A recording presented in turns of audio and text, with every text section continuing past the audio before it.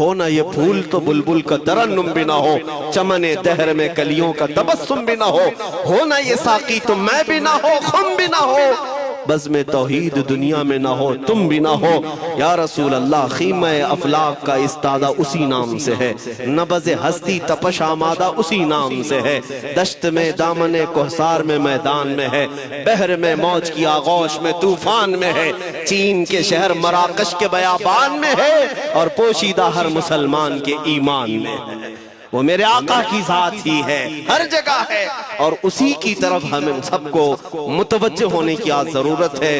طاقت کس کا نام ہے؟ میں نے شروع اسی بات سے کیا تھا، اسی پر ختم کرتا ہوں۔ طاقت و قوت صرف باڈی بنانے کو نہیں کہتے، طاقت و قوت صرف اور صرف کاجو بادام کھانے کو نہیں کہتے، طاقت و قوت اس کے اندر ہے جو دیکھنے کو اگرچہ کمزور لگتا ہو، لیکن دشمنوں کے سینے اس کی یاد سے ہی آج بھی کھلبلی مچ جاتی ہو۔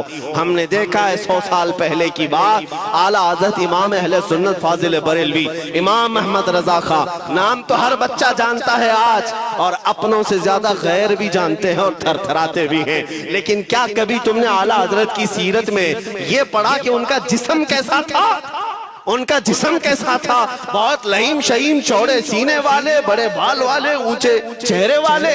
نہیں میرے عزیزو، تاریخ میں آپ پڑھو گے اعلیٰ حضرت کثرت سے لکھنے کی وجہ سے، کثرت سے عبادت کی وجہ سے جسمانی اعتبار سے بڑے دبلے پتلے تھے، بڑے دبلے پتلے تھے۔ لوگ دیکھنے والوں نے یہ کہا ہے جسمانی ساخت ایسی نہیں تھی کہ کوئی پہلوان نظر آتا ہو، دبلے پتلے تھے، نحیف تھے، دیکھنے میں کمزور لگتے تھے، لیکن مجال ہے جب وہ عاشق رسول کا قلم چلتا تھا اور وہ بھی یوں پکار کر کہتا تھا یہ رضا کے نیزے کی مار ہے کہ عدو کے سینے میں غار ہے، کسے چارہ جوئی کا وار ہے کہ یہ وار وار سے پار ہے۔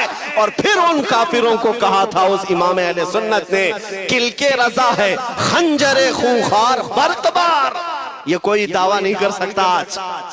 کلک کس کو کہتے ہیں سمجھا بھی دیتا ہوں میں آپ کو، کلک رضا، اعلیٰ حضرت اپنے قلم کو کہہ رہے ہیں، کلک مطلب قلم، رضا کا قلم کیسا ہے؟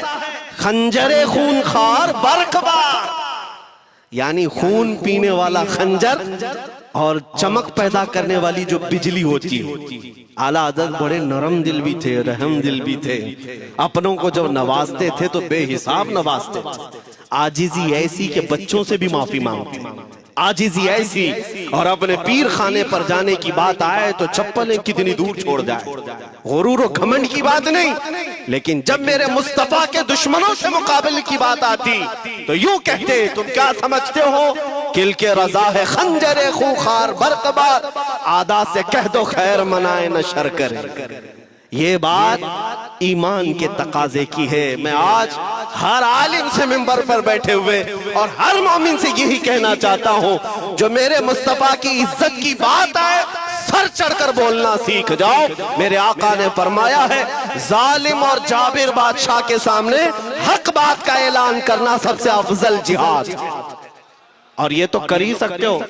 ان پاکھنڈیوں کو لفظ جہاد سے بھی ڈر لگتا ہے اور لفظ جہاد پر ہی بڑا پروپیگنڈا کرتے ہیں، مجھے اس بات کا کوئی خوف نہیں۔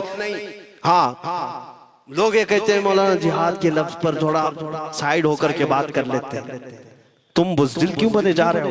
لفظ جہاد ایک پاکیزہ لفظ ہے، مقدس لفظ ہے، اس لفظ کو اگر نکال دیا تو میرے آقا کی آدھی سیرت ختم ہو جائے گی۔ کیسے بتاؤ گے نبی پاک کی سیرت؟ بدر کو کیا کہو گے؟ تکرار ہوئی تھی، خندق، احد، تبوک، خیبر، طائف، یہ سب کو کیا کہو گے؟ تکرار ہوئی تھی۔ جہاد لفظ ہے، سیلف ڈیفنس کا نام ہے، اتنا حق تو ہر ایک کو ہے میرے عزیزو، لیکن یہ تو آج میں یہ بات بھی نہیں کر رہا ہوں تم کو تلوار اٹھاؤ، بندوق اٹھاؤ، گولی مارو، بندوق سے لو، یہ سب باتیں تو ہم کرتے بھی نہیں، ہمیں ضرورت بھی نہیں، لیکن ہمیں پتا ہے ہمارے الفاظ ہی کافی ہیں۔ میرے آقا صلی اللہ تعالیٰ علیہ وسلم کی محبت جس کے سینے میں، میرے آقا نے جب یہ فرمایا ہے کہ حق بات کا اعلان کرنا سب سے افضل جہاد ہے، تو اس پر تو ہر کوئی آج عمل کر سکتا ہے۔ حق بات کہو، ممبروں سے کہو، اور ٹرسٹیوں سے بھی کہتا ہوں علماء کو کہنے کی آزادی بھی دو کہ وہ بزدل نہ بنائے۔